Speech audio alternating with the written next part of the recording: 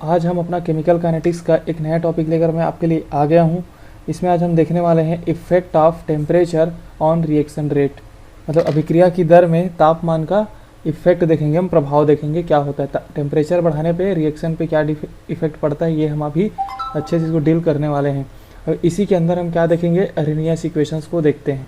ठीक है, तो अरेनियस इक्वेशन क्या है, इफ़ेक्ट ऑफ टेम्परेचर और रेट कांस्टेंट या फिर रेट ऑफ द रिएक्शंस का क्या है, एक रिलेशन है। ठीक है, तो इसी में हम देखेंगे अरेनियस इक्वेशन। तो सबसे पहले हम समझते हैं इफ़ेक्ट ऑफ टेम्परेचर, कैसे टेम्परेचर जो है रिएक्शंस को कैसे इफ़ेक्ट करता है। जैसे आपको सिंपल से पता होगा, अगर हम टेम्परेचर किसी भी रिएक्शंस को हमें कराने के लिए अगर हम टेम्परेचर को इंक्रीज़ कर दें, टेम्परेचर को क्या कर रहे हैं हम लोग, इंक्रीज़। ठीक है, टेम्परेचर इंक्रीज़ कर दें तो उससे क्या होता है, उसका रेट या फिर हिंदी में बोलेंगे वेग इंक्रीज़ हो जाता है। रेट ऑफ द रिएक्शन भी क्या हो जाता है, इंक्रीज़ हो जाता है। अगर हम टेम्परेचर इंक्रीज़ करते हैं तो हमारा रेट ऑफ द रिएक्शन भी इंक्रीज़ होता है, वेग भी इंक्रीज़ होता है। और अगर वेग इंक्रीज़ होगा मतलब उसको किस फॉर्म में हम डिफाइन करते हैं, तो रेट कांस्टेंट के फॉर्म में। ठीक है, रिएक्शंस का रेट इंक्रीज़ हो रहा है तो रिएक्शन का रेट इंक्रीज़ हो रहा है मतलब उसको हम रेट कांस्टेंट के फॉर्म में भी बता देते हैं। तो रेट कांस्टेंट भी क्या होगा, हमारा इंक्रीज़ होगा। तो डायरेक्टली ये है कि अगर रेट कांस्टेंट इंक्रीज़ हो रहा है इसका मतलब ये हो रहा है कि रिएक्शंस का रेट भी इंक्रीज़ हो रहा है, वेग भी इंक्रीज़ हो रहा है। कैसे हो रहा है, टेम्परेचर इंक्रीज़ करने से। अब इसके पीछे हम कॉन्सेप्ट समझते हैं कि टेम्परेचर इंक्रीज़ करने से रेट इंक्रीज़ कैसे होता है। टेम्परेचर इंक्रीज़ करेंगे तो क्या इंक्रीज़ होगा, मॉलिक्यूल्स के बीच कोलिजन इंक्रीज़ होगा। ठीक है, क्या होगा, कोलिजन, टक्करों की संख्या क्या हो जाएगी, बढ़ जाएगी, है ना। टक्कर क्या होगा, मॉलिक्यूल्स के बीच बढ़ने लगेंगे। ठीक है, क्या होगा, जैसे टेम्परेचर को इंक्रीज़ करेंगे, कोलिजन पर सेकंड लिख देते हैं। कोलिजन जो पर सेकंड कोलिजन होता है, एक सेकंड में जितने भी कोलिजन्स होते हैं वो क्या होते हैं, इंक्रीज़ होना स्टार्ट होते हैं। ज़्यादा मॉलिक्यूल्स आपस में एक दूसरे से टकराने लगते हैं, कोलिजन होने लगता है। और पता है आपको, जब भी कोई रिएक्शन से अगर रिएक्टेंट से कोई प्रोडक्ट हमें बनाना है तो वहाँ पे कोलिजन होना बहुत ही ज़्यादा इंपॉर्टेंट हो जाता है। जब तक कोलिजन नहीं होगा, बॉन्ड ब्रेक नहीं होगा, जब तक बॉन्ड ब्रेक नहीं होगा तब तक नया बॉन्ड फॉर्म नहीं होगा। तो सिंपल सा कॉन्सेप्ट ऑफ द कोलिजन तो होना ही चाहिए। तो टेम्परेचर बढ़ाने से क्या होता है, मॉलिक्यूल्स के बीच, मॉलिक्यूल्स में क्या होने लगता है, कोलिजन होने लगता है। ठीक है, मॉलिक्यूल्स में क्या होता है, कोलिजन होते हैं तो इंक्रीज़ होता है, तब जाके हमारा क्या बढ़ता है, रेट बढ़ता है। तब हमारा क्या कॉन्सेप्ट काम करेगा, कोलिजन होगा टेम्परेचर बढ़ाने से, है ना।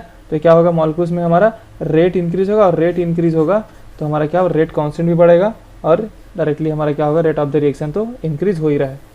सिंपल सा कॉन्सेप्ट है। इससे पहले वाले वीडियो लेक्चर जिसमें मैंने threshold energy and activation energy को एक्सप्लेन किया है, आप उस वीडियो को एक बार देख सकते हो, जिसमें मैंने इस कोलिजन्स वाले जो कॉन्सेप्ट है उसको बहुत ही डिटेल में मैंने यहाँ पे एक्सप्लेन किया है। आप उस वीडियो को लेक्चर को देख लो तो आपको और आसानी से ये जो टेम्परेचर ऑन रिएक्शन रेट पे जो इफेक्ट हम पढ़ रहे हैं ये बहुत ही आसानी वे में समझ में आपको और अच्छे से आ जाएगा। ठीक है, तो अब देख लेते हैं, अगर हम कोलिजन इंक्रीज़ हो रहा है, रेट इंक्रीज़ हो रहा है तो क्या होता है। सिंपल सा कॉन्सेप्ट है। तो एक कॉन्सेप्ट ये है कि अगर हम टेम्परेचर को 10 डिग्री सेल्सियस इंक्रीज़ करते हैं, कितना करते हैं, 10 डिग्री सेल्सियस टेम्परेचर को इंक्रीज़ करते हैं तो हमारा जो रेट है वो 2 to 3 टाइम्स इंक्रीज़ हो जाता है। ठीक है, याद रखेंगे, अगर टेम्परेचर को हम क्या करते हैं, 10 डिग्री सेल्सियस इंक्रीज़ कर देते हैं तो हमारा रेट ऑफ द रिएक्शन है, अभी अभिक्रिया की दर है, वो 2 से 3 गुना ज़्यादा बढ़ जाता है। तो इसको क्या बोलते हैं हम, इसी को जैसे मान के चलेंगे, हम यहाँ पे के टी है एक टेम्परेचर पे और के टी प्लस 10 ले लेते हैं हम, तो ये हमारा क्या हो जाएगा, अप्रॉक्सीमेटली कितना हो रहा है, 2 to 3 टाइम्स इंक्रीज़ हो जाता है। ठीक है, कितना हो रहा है, अगर हमारा टेम्परेचर ये होगा, ये हमारा हो गया, या फिर इसको ऐसा लिख सकते हैं, रेट कांस्टेंट एट, देखो rate constant at T degree Celsius and then क्या है उसके बाद, रेट कांस्टेंट, क्योंकि यहाँ पे के क्या है, यहाँ पे के जो है वो रेट कांस्टेंट है, तो rate constant at T plus 10 degree Celsius. तो इसी रेशियो को हम क्या बोलते हैं, तो टेम्परेचर कोफिशिएंट बोलते हैं। क्या बोलते हैं, टेम्परेचर कोफिशिएंट। इसको यहाँ पर अच्छे से लिख लेते हैं, क्या हो रहा है, मैं क्या बोला यहाँ पे, रेट कांस्टेंट के टी डिग्री सेल्सियस पे divided by rate constant T plus 10 degree Celsius पे जो रेशियो हमें मिलता है अप्रॉक्सीमेटली कितना मिलता है, तो 2 to 3 टाइम्स होता है। अब इसी रेशियो को हम क्या बोलते हैं, तो टेम्परेचर कोफिशिएंट। क्या है, टेम्परेचर कोफिशिएंट। हिंदी में क्या बोलेंगे इसको, तापमान गुणांक। ठीक है, ये हमारा हो गया टेम्परेचर कोफिशिएंट। ये हमें एक है ना, ये किस कौन से अकॉर्डिंग टू कौन से थ्योरी से थ्रू ये हमें एक्सप्लेन कर रहा है, ये हमें एक्सप्लेन हो रहा है कोलिजन थ्योरी से। ठीक है, कोलिजन के थ्रू हम एक्सप्लेन कर रहे हैं कि अगर हम, ठीक है, ये वाला कॉन्सेप्ट आपको समझ में आ गया होगा कि जब हम टेम्परेचर इंक्रीज करते हैं तो मॉलिक्यूल्स के बीच क्या होते हैं, कोलिजन इंक्रीज होते हैं। अगर कोलिजन इंक्रीज होगा तो प्रोडक्ट फॉर्मेशन इंक्रीज होगा, मीन्स अभिक्रिया की दर या फिर रेट इंक्रीज होगा। और जो ये रेशियो होता है कि हम 10 डिग्री सेल्सियस टेम्परेचर को अगर बढ़ा देते हैं तो हमारा जो रेट है वो 2 से 3 गुना बढ़ जाता है। अब इसी रेशियो को ही हम क्या बोलते हैं, ये जो रेशियो इसी को हम बोलते हैं टेम्परेचर कोफिशिएंट या फिर तापमान गुणांक। ठीक है, तो यह वाला कॉन्सेप्ट आपको समझ में आ गया होगा। अब यहाँ पे एक प्रॉब्लम आता है, अगर हम 10 डिग्री सेल्सियस टेम्परेचर को इंक्रीज करते हैं, ठीक है, तो क्या होता है, टक्करों की संख्या या फिर जो कोलिजन है वो कितना इंक्रीज होता है, 2 to 3%। समझ रहे हो, अगर हमारा टेम्परेचर हम इंक्रीज करते, मान लेते हैं हम लोग पहले 20 डिग्री सेल्सियस पे 100 टक्कर हो रहा था, 20 डिग्री सेल्सियस पे कितना, 100 कोलिजन्स हो रहे थे। एक सिंपल से एग्जांपल ले रहा हूँ, तो अगर हम 10 डिग्री सेल्सियस इंक्रीज कर दिए 30 डिग्री सेल्सियस पे कितना कोलिजन होगा, तो 102 से 103 कोलिजन ही होगा। 2 to 3% ही इंक्रीज होता है कोलिजन 10 डिग्री सेल्सियस से। अगर ये हमें किससे पता चला है, एक्सपेरिमेंटली। हमें किससे पता चला है, तो एक्सपेरिमेंटली ये पता चला है कि हम 10 डिग्री सेल्सियस इंक्रीज कर देते हैं तो हमारा जो कोलिजन है, मॉलिक्यूल्स के बीच जो टक्करों की संख्या है वो 2 से 3% ही इंक्रीज होता है। जबकि ऐसा देखा गया कि जब कोलिजन 2 से 3% इंक्रीज हो रहा है, बट जो रेट है या फिर रेट कांस्टेंट बोल सकते हैं, क्योंकि हम यहाँ पे के से डिफाइन कर रहे हैं। के क्या था यहाँ पे, ये के क्या था, रेट कांस्टेंट ही है ना। रेट कांस्टेंट से हम क्या डिफाइन कर रहे थे, अभिक्रिया की दर या फिर रेट ऑफ द रिएक्शन। तो रेट कांस्टेंट कितना इंक्रीज होता है, 200 to 300% इंक्रीज हो जाता है। ठीक है, अब क्या समझ में आया आपको, 10 डिग्री सेल्सियस हम टेम्परेचर इंक्रीज किए, तो 10 डिग्री सेल्सियस टेम्परेचर इंक्रीज किए, कोलिजन तो 2 से 3% इंक्रीज हो रहा है, बट रेट ऑफ द जो रेट कांस्टेंट है वो 200 से 300% इंक्रीज हो रहा है। तो यहाँ से ये समझ में नहीं आया कि अगर कोलिजन 2% 3% इंक्रीज हो रहा है तो रेट कांस्टेंट इतना ज़्यादा कैसे इंक्रीज हो सकता है। तो सिंपल सी बात है कि ये जो थ्योरी था कोलिजन थ्योरी, कोलिजन के थ्रू है ना, कोलिजन थ्योरी जो बोलेंगे हम, वो एक्सप्लेन नहीं कर पाया, does not explain effect of, does not explain correctly. ये सही तरीके से हमें एक्सप्लेन नहीं कर पाया, किसको, कि टेम्परेचर और रेट कांस्टेंट के इफेक्ट को। क्योंकि इसका कहना था 10% इंक्रीज होने पे रेट कांस्टेंट 2 से 3 गुना हो जाता है, जबकि कोलिजन तो 2 से 3% होता है, बट रेट कांस्टेंट 200 से 300% इंक्रीज हो जाता है, मतलब 2 से 3 गुना हो जाता है। तो ये क्या किया, जैसा कोलिजन जब 2 से 3% इंक्रीज होगा तो रेट कांस्टेंट भी 2 से 3% इंक्रीज होना चाहिए था, बट ये पूरा ढंग से एक्सप्लेन नहीं कर पाया था। ठीक है, तो ये इसके क्या हो जाएगा, collision theory does not explain correctly क्या चीज़ को, टेम्परेचर और रेट कांस्टेंट, टेम्परेचर एंड के बारे में एक्सप्लेन नहीं कर पाया, रिलेशन को एक्सप्लेन नहीं कर पाया। रेट कांस्टेंट इंक्रीज तो होगा, टेम्परेचर पर कितना इंक्रीज होगा ये अच्छे से एक्सप्लेन नहीं कर पाया।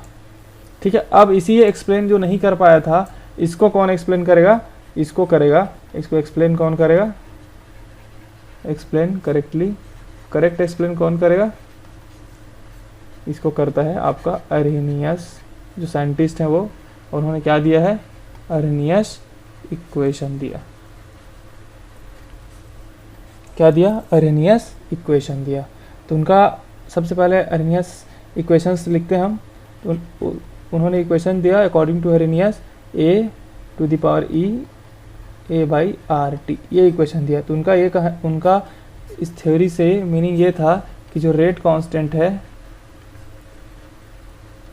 वो एक्सपोनेंशियली इंक्रीज होता है, exponentially increases with temperature. Temperature increase करने से जो रेट कांस्टेंट है, अभी वेग स्थिरांक है, वो क्या होता है, एक्सपोनेंशियली इंक्रीज होता है, या फिर चर घातांकी बोलते हैं हिंदी में, हाँ, चर घातांकी वृद्धि होता है। ठीक है, तो वाला आपको समझ में आ गया होगा। कोलिजन थ्योरी एक्सप्लेन नहीं कर पाया था, कोलिजन थ्योरी टक्कर को तो एक्सप्लेन कर पाया, पर रेट जो एकदम ज़्यादा इंक्रीज है उसको एक्सप्लेन नहीं कर पाया। तो उसको अरेनियस बताया कि टेम्परेचर पे डायरेक्टली वो डिपेंड नहीं करता है, वो एक्सपोनेंशियली इंक्रीज होता है। ठीक है, एक्सपोनेंशियली इंक्रीज होता है रेट कांस्टेंट विथ टेम्परेचर। ठीक है, तो ये हो गया हमारा अरेनियस इक्वेशन। ये समझ लेते हैं क्या है हमारा रेट कांस्टेंट है। ये हम ए को क्या बोलते हैं, फ्रीक्वेंसी फैक्टर बोल देते हैं, फ्रीक्वेंसी फैक्टर, या फिर इसको बोलते हैं हम pre exponential factor, pre exponential factor. ठीक है, ये क्या है हमारा एक्टिवेशन एनर्जी। इसको मैंने पिछले वीडियो में, इससे पहले वाले वीडियो में मैंने एक्सप्लेन किया एक्टिवेशन एनर्जी के बारे में, आप उसको एक बार देख सकते हो। आर तो आपको पता है गैस कांस्टेंट है, और टी क्या है हमारा टेम्परेचर है। ठीक है, तो यहाँ तक आपको समझ में आ गया होगा। इससे पहले मैं इसको डिटेल में और इसको डेरिवेशन को आगे करूँ, इससे पहले मैं आपको वो बता देता हूँ कि अरेनियस थ्योरी में एजम्पशंस क्या क्या हैं, क्या क्या कुछ शर्तें हैं उनकी, है ना, जो उन्होंने एज्यूम किया था, एजम्पशंस बोलेंगे हम, कुछ कंडीशंस उन्होंने लगाए थे। तो उन्होंने बोला कि किसी भी मॉलिक्यूल के पास, देखो इससे पहले भी मैंने एक्सप्लेन किया है क्या, थ्रेश होल्ड एनर्जी के बारे में। ठीक है, तो बोला अरेनियस के हिसाब से ये है, अरेनियस साइंटिस्ट के द्वारा ये बोला गया है कि मॉलिक्यूल्स, वही मॉलिक्यूल्स रिएक्शंस करके प्रोडक्ट बनाएंगे जिनके पास एक एनर्जी होगा, मिनिमम एनर्जी होगा, जिसको हम बोलेंगे थ्रेशोल्ड एनर्जी। जिसके पास क्या होगा, मिनिमम एनर्जी होगा जिस मॉलिक्यूल के पास, वही जाके क्या बनाएगा, प्रोडक्ट बनाएगा, और उसी एनर्जी को हम क्या बोलते हैं, थ्रेशोल्ड एनर्जी। और जो मॉलिक्यूल जिसके पास थ्रेशोल्ड एनर्जी है, molecules having this threshold energy, threshold energy, उसको हम क्या बोलेंगे, उसी को हम बोलते हैं एक्टिव मॉलिक्यूल्स। हिंदी में क्या बोलेंगे, सक्रिय अणु। ठीक है, थ्रेशोल्ड एनर्जी क्या बोलते हैं हिंदी में, देहली ऊर्जा। ठीक है ना, तो क्या बोला, जिसके पास, जिस मॉलिक्यूल के पास थ्रेशोल्ड एनर्जी होगा वही क्या बनाएगा, प्रोडक्ट बनाएगा, है ना, उसी पे रेट डिटरमाइन हो पाएगा, rate of the reaction depend करेगा, और उसी मॉलिक्यूल्स को हम क्या बोलेंगे, सक्रिय मॉलिक्यूल्स बोलते हैं। बट जिनके पास वो नहीं होगा, जिसके पास थ्रेशोल्ड एनर्जी नहीं होगा, है ना, यहाँ पे टी से एक्सप्लेन कर देते हैं हम, जिसके पास थ्रेशोल्ड एनर्जी नहीं होगा उनको हमें क्या देना पड़ता है, उसे हमें एक्टिवेट करना पड़ता है। एक्टिवेट कैसे करते हैं हम, एक्टिवेशन एनर्जी दे करके एनर्जी देते हैं उनको, एक्टिवेशन एनर्जी बोलते हैं जिसको हम लोग, तब जाकर मॉलिक्यूल्स क्या होता है, प्रोडक्ट में फॉर्मेशन करता है।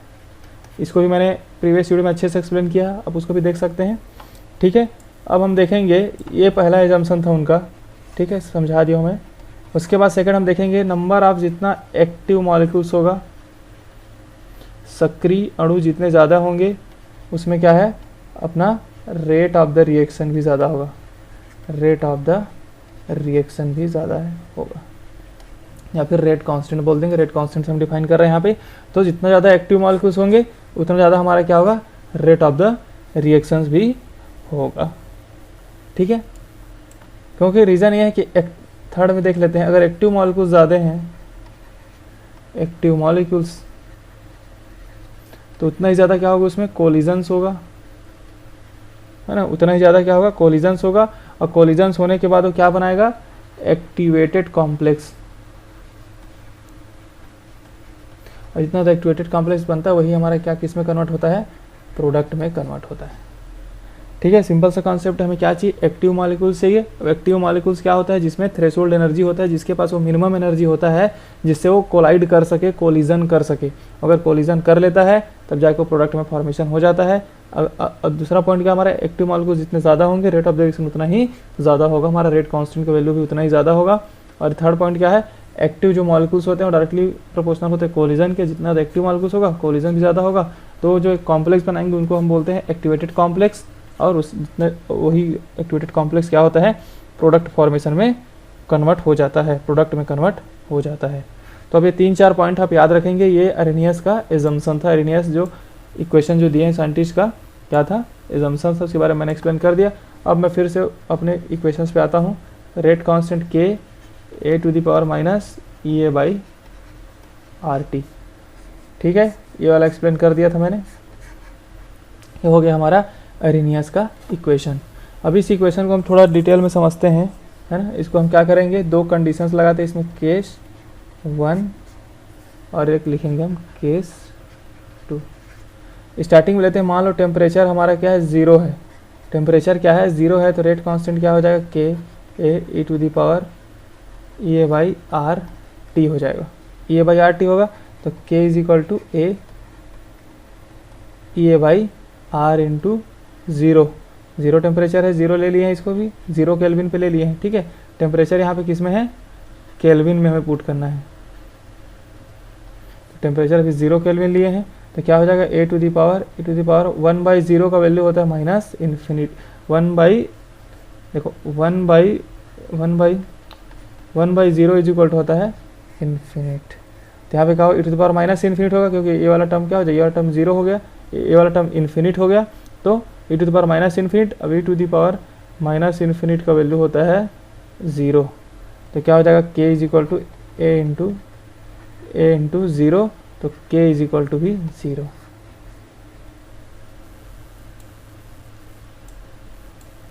ठीक है, क्या हो रहा है, k is equal to 0 means rate क्या हो रहा है, रेट कांस्टेंट का वैल्यू 0, तो रेट भी क्या होगा, अभिक्रिया की दर भी 0 होगा। मतलब 0 केल्विन पे अगर हम टेम्परेचर देंगे ही नहीं, उसको कुछ भी टेम्परेचर नहीं देंगे किसी भी रिएक्शंस को, तो क्या होगा, टेम्परेचर नहीं देंगे तो रेट उसका क्या होगा, 0 होगा। अभिक्रिया की दर 0 होगा, जितना था उतना ही होगा, उससे ज़्यादा नहीं होगा, है ना। तो ये होगा रेट ऑफ द रिएक्शन 0 हो जाएगा 0 केल्विन पे।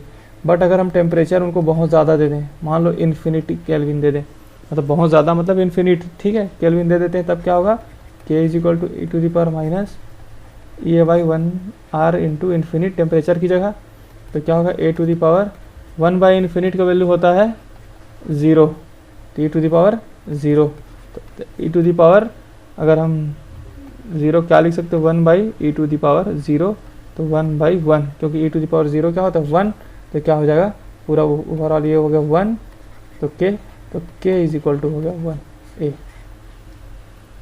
तो यहाँ पर यह है कि इसका मीनिंग ये है कि अगर इन्फिनिट टेम्परेचर दे दें, उसको बहुत ज़्यादा अमाउंट ऑफ टेम्परेचर दे दें, तो जितने भी टक्कर हो रहे हैं, है ना, जितने भी टक्कर होंगे, क्या चीज़, जितने भी टक्कर होंगे सब क्या करेंगे, प्रोडक्ट का फॉर्मेशन करेंगे। तो प्रोडक्ट का फॉर्मेशन होगा मीन्स क्या होगा, रेट बहुत ज़्यादा हाई हो जाएगा। यहाँ पे मैं आपको समझाता हूँ, क्योंकि होता क्या है, ये मॉलिक्यूल्स हैं, इसमें बहुत सारे मॉलिक्यूल्स रखा हुआ है, बहुत सारे टक्कर हो रहे हैं इसमें, बट सभी टक्कर्स प्रोडक्ट का फॉर्मेशन नहीं करते। क्या हो रहा है, सभी टक्कर प्रोडक्ट का फॉर्मेशन नहीं करते हैं, इसमें से वही प्रोडक्ट का फॉर्मेशन करते हैं, वही कोलिजन प्रोडक्ट का फॉर्मेशन करते हैं जिनके पास थ्रेशोल्ड एनर्जी होता है, या फिर उसको क्या बोलते हैं हम लोग, इफेक्टिव कोलिजन। जो इफेक्टिव कोलिजन होता है, जिसमें पास थ्रेशोल्ड एनर्जी होता है, वो क्या करता है, प्रोडक्ट का फॉर्मेशन करता है। बट वो सिंपल जो नॉर्मल कोलिजन होता है, लिख देते हैं नॉर्मल कोलिजन,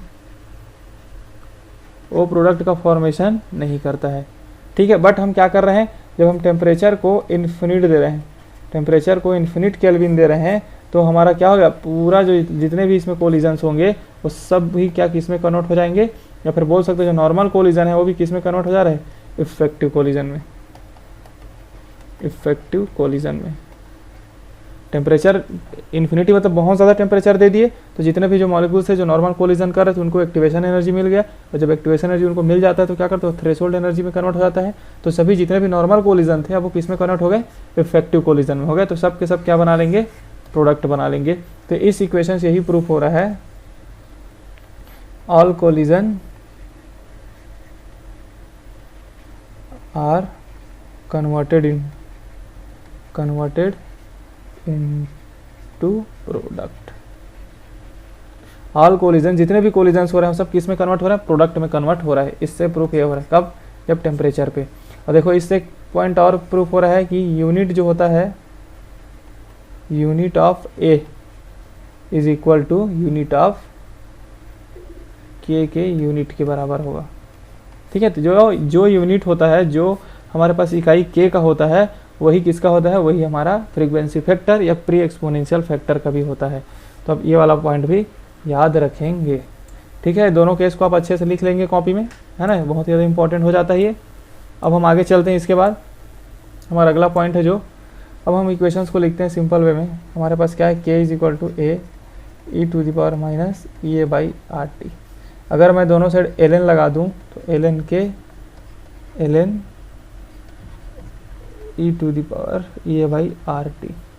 ठीक है, एक फार्मूला होता है मैथ्स में, ln a into B is equal to क्या होता है, ln a plus ln b होता है। तो यहाँ पर भी क्या होगा, ln a हो जाएगा plus ln e to the power minus E A by R T होगा। ठीक है, एक और फार्मूला होता है ई टू द पावर, अगर मान लो ln e to the power a है तो ये इसको क्या लिख सकते हैं हम, माइनस a ln e, और ln e का वैल्यू होता है 1। तो इसका डायरेक्टली क्या हो जाएगा, इसमें भी वैसे करेंगे तो ln a तो है हमारे पास, यहाँ पे देखो यहाँ पे माइनस है तो माइनस सामने आ जाएगा, तो e A by R T ln e हो जाएगा। और ln e का वैल्यू क्या होता है 1, तो क्या हो जाएगा ln a minus E A by R T. ये क्या बचा इधर, ln k। तो ये एक इक्वेशन हो गया ये, है ना। इक्वेशन को अगर आपसे इक्वेशन पूछा जाए ऐसा तो आप प्रूव कर लेंगे इसको सिंपल वे में। अब इसको हम क्या करेंगे, हमको पता है ln e, देखो ln की बेस e होता है, तो इसका हम लॉग में कन्वर्ट करते हैं तो 2.303 लॉग 10 की बेस पर ये कन्वर्ट करने का रूल है। तो यहाँ पे ln की जगह हम क्या लिखेंगे, 2.303 लॉग k, यहाँ पर भी लिखेंगे 2.303 log a minus E A by R T. अगर मैं 2.303 से डिवाइड कर दूँ पूरी इक्वेशन को, 2.303 और इसको भी हम डिवाइड करेंगे तो 2.303, तो इससे क्या हो जा रहा है, इधर बच रहा है लॉग के, उसके बाद क्या बचा लॉग ए, यहाँ बचा है ई ए बाई 2.303 आर टी। ये भी एक इक्वेशन होगा। इससे न्यूमेरिकल्स आते हैं आपको, तो आप इस इक्वेशंस को अच्छे से प्रिपेयर करेंगे, है ना, समझेंगे, इससे भी न्यूमेरिकल्स पूछा जाता है। ठीक है, यहाँ समझ में आ गया। अब हम देखते हैं अपना जो इस इक्वेशंस के थ्रू हम इक्वेशन निकालेंगे, जिसमें मान लेते हैं 2 डिफरेंट टेम्परेचर्स पे क्या है, 2 डिफरेंट टेम्परेचर्स पे हमें मान लो टेम्परेचर क्या है T1 और T2 है। अब इसके केस में क्या है, रेट कांस्टेंट K1 है, इसके केस में रेट कांस्टेंट K2 है। ठीक है, यहाँ पे K क्या था, रेट कांस्टेंट, A क्या है, प्री एक्सपोनेंशियल फैक्टर, और इक्वेशन एनर्जी है E है ना। इस क्या है, इस टाइप से लिखते हैं इसको E, और R क्या है हमारा गैस कांस्टेंट, और T टेम्परेचर है। तब के केस में हमारा ओवरऑल रिलेशन क्या होगा, जब इस टाइप से आपको 2 टेम्परेचर दिया रहे, है ना, कोई भी 2 वैल्यू दिया रहेगा टेम्परेचर्स का और उसका रेट कांस्टेंट का वैल्यू दिया रहेगा, तब के केस में आपको इन दोनों के बीच रिलेशन निकालना रहता है। तो सबसे पहले इक्वेशंस के थ्रू लिखेंगे हम लॉग, एक बार लेते हैं K1, तो क्या होगा लॉग ए हमारा क्या है कांस्टेंट वैल्यू सेम ही रहेगा, ये बचेगा ई ए बाई 2.303 आर T1। वैसे क्या होगा log K2 A by E A 2.303 R T2। ठीक है, तो क्या करेंगे, ये होगा इक्वेशन 1, ये होगी इक्वेशन 2। तो क्या इसमें क्या करने वाले हैं हम, इक्वेशन 1 और इक्वेशन 2 को, इक्वेशन 1 माइनस इक्वेशन 2, ठीक है, इक्वेशन 1 माइनस इक्वेशन 2 माइनस कर देंगे तो क्या हो जाएगा, या फिर ऐसा कर सकते हैं इक्वेशन 2 माइनस इक्वेशन 1। ठीक है, तो क्या होगा log K2 minus log K1, इधर क्या है log A minus log A। उसके बाद नीचे वाला इक्वेशन लिखेंगे, K2 कर रहे हैं तो e A by 2.303 R T2 minus क्या होगा, माइनस लिखेंगे, देखो यहाँ पर भी माइनस है, यहाँ पर भी क्या है माइनस है, यहाँ पर है ना, ये माइनस है, और हमारे पास इक्वेशन में भी माइनस है, तो माइनस माइनस अगर मैं अभी खैर लिख देता हूँ, उसके बाद आपको एक्सप्लेन करता हूँ अच्छे से। ये हो जाएगा EART1, तो ये माइनस, ये दोनों माइनस माइनस क्या हो जाएगा प्लस, तो क्या बचेगा देखो, लॉग ए तो कट गया, बचा क्या है EA 2.303, यहाँ पर क्या है 2.303 है, 2.303 RT2, ये माइनस माइनस क्या हो जाएगा, यहाँ पे माइनस माइनस प्लस हो गया, तो EA 2.303 RT1 हो गया। ठीक है, यहाँ पे 0 हो गया। अब इधर क्या हो जाएगा हम देख लेते हैं। हमें पता है क्या होता है लॉग का रूल क्या होता है, log A माइनस log B is equal to क्या होता है log A बाई B। वैसे इसमें क्या हो जाएगा इस वाले इक्वेशन से log K2 बाई K1, इधर तो 0 हो गया। अब देखो इस प्लस वाले को मैं पहले लिख लेता हूँ, EA by 2.303 RT1 minus EA 2.303 RT2। EA common ले लेते हैं और 2.303 R भी कॉमन ले लेते हैं, दोनों में सेम है, तो बचे क्या 1/T1 1/T2। ये हो गया log K2 बाई K1। ये हमारा मिल गया एक इक्वेशन, है ना। अगर दो टेम्परेचर दिया रहा है और तुम्हें कोई सी भी एक रेट कांस्टेंट दिया रहा है और दूसरा रेट कांस्टेंट तुम्हें फाइंड करने के लिए बोले, तो इस इक्वेशन को आप सॉल्व कर सकते हो, या कुछ कुछ बुक में इस टाइप से भी सॉल्व रहता है ये K2 बाई K1, तो EA 2.303 R। अगर इसको मैं देखूँ सॉल्व करूँगा क्या होगा T2 माइनस T1 और T1 T2। ये भी हमारा एक इक्वेशन है, इसी को सॉल्व कर दिया गया है।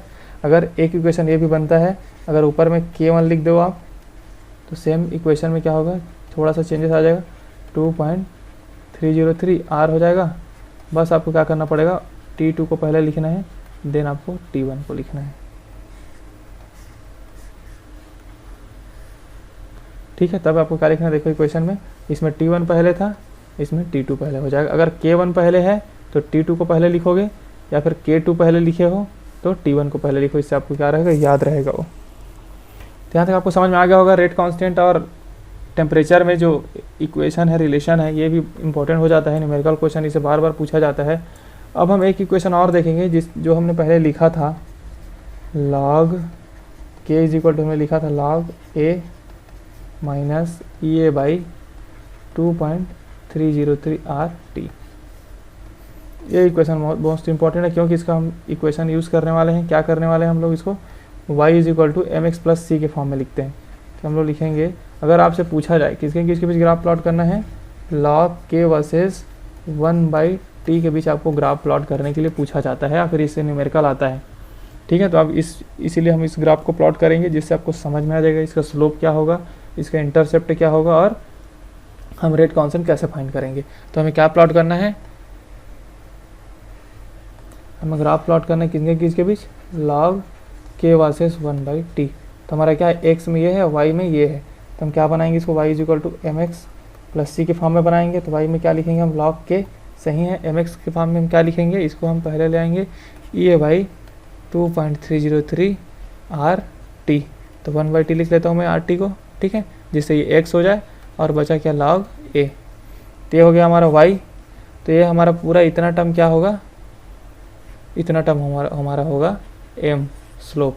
तो स्लोप क्या है, निगेटिव आप देख रहे हो, तो कैसा होगा वो, ऐसा जाएगा। तो ये हमारा स्लोप है, इसका वैल्यू क्या है स्लोप का, माइनस EA बाई 2.303 R। ये हमारा हो गया स्लोप, और ये हमारा हो गया इंटरसेप्ट। पूरे यहाँ तक का वैल्यू कितना है, log A।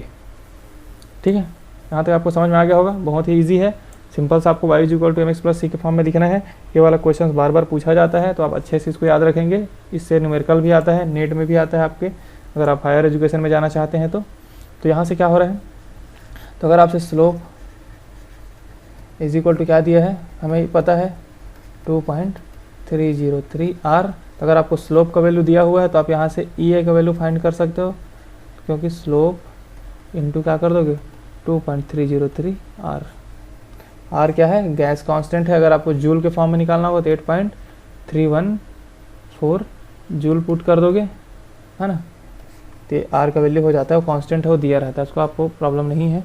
बट आपको बस समझ में आना चाहिए कि कैसे आप रिलेशन आपको फाइंड करना है, किस टाइप से आपको स्लोप बनाना है, और रेट कांस्टेंट होता क्या है, अरेनियस इक्वेशंस के पीछे कॉन्सेप्ट क्या है, उसका क्या क्या एजम्पशंस थे, मैंने इस वीडियो लेक्चर में पूरा एक्सप्लेन कर दिया हूँ एक एक करके।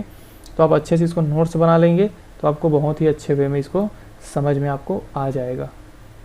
ठीक है दोस्तों, तो उम्मीद करता हूँ आपको ये वीडियो समझ में आया होगा, आपको नॉलेजेबल लगा होगा। अगर आपको वीडियो अच्छा लगे तो चैनल को सब्सक्राइब कर दो, वीडियो को ज़्यादा से ज़्यादा लाइक कर दो और अपने दोस्तों में शेयर कर दो। साथ में अगर आपको कुछ भी डाउट हो हमारे इस चैनल से रिलेटेड या फिर जो भी वीडियो से रिलेटेड कोई भी कॉन्सेप्ट पे आपको डाउट हो तो आप हमें कमेंट बॉक्स में कमेंट करके भी पूछ सकते हो। थैंक यू दोस्तों, वीडियो को बार बार देखें। तब तक के लिए मिलते हैं नेक्स्ट वीडियो में। Thank you.